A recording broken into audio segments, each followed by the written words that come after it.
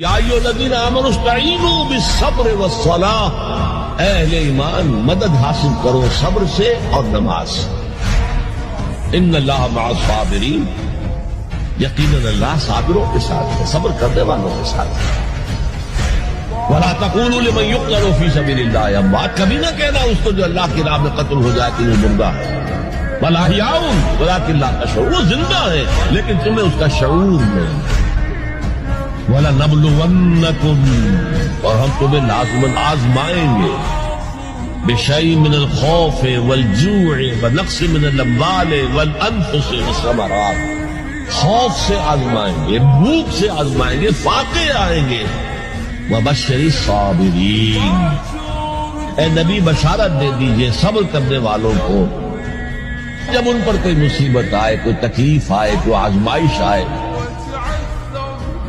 تو وہ کہے